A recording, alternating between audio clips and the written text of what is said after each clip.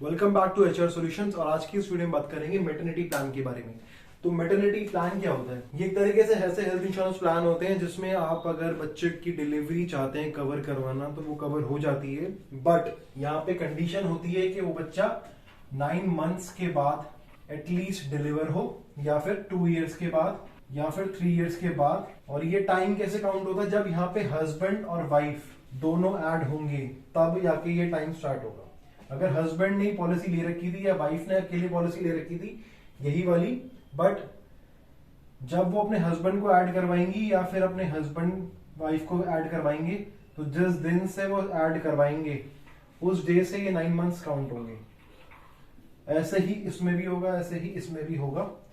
और अलग अलग कंडीशंस होती हैं। एक पॉलिसी ऐसी होती है जिसमें डिलीवरी का एक्सपेंस कवर होगा, और एक पॉलिसी ऐसी भी होती है जिसमें चाइल्ड जो बॉर्न होगा, अगर उसको कोई रिक्वायरमेंट होगी, उसको पैदा होते ही निमोनिया हो जाए, कोई लीवर रिलेटेड कोई इश्यू हो जाए, कोई भी फीवर हो जाए, तो वो चाइल्ड भी डे 1 से कवर हो जाएगा।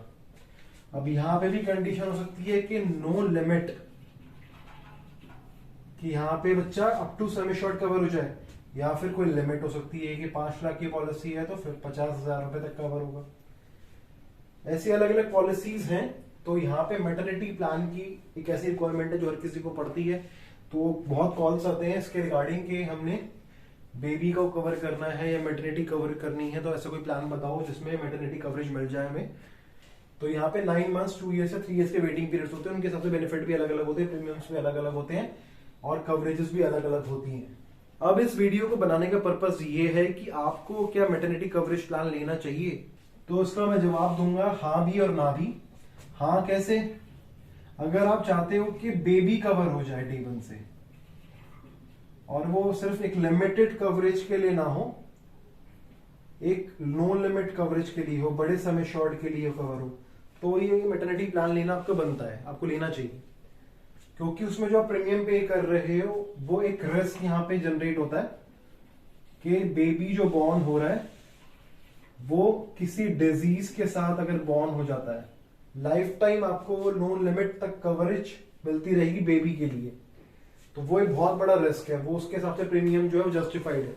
बट अगर यहाँ पे लिमिट है 50,000 रुपीज की और उसके हिसाब से एक बड़ा प्रीमियम पे कर रहे हो, तो ये रिस्क कवर नहीं हो रहा, सिर्फ मैटरनिटी कवरेज मिल रही है आपको डिलीवरी की, तो वो रिस्क इतना बड़ा रिस्क कवर नहीं कर रहा है वो प्लान। तो उसके लिए मैटरनिटी प्लान लेने का फिर 9 मंथ्स या 2 इयर्स या 3 इयर्स का वेटिंग सर्व करने का कोई मतलब नहीं बनता। अगर आपका प्लान है नॉन लिमिट वाला प्लान लेने का बच्चे को कवर करने के लिए किसी डिजीज के अगेंस्ट, जैसे कॉन्जेनिटल डिजीज होते हैं, इसके बारे में आप रिसर्च कर सकते हैं कॉन्जेनिटल डिजीज क्या होते हैं।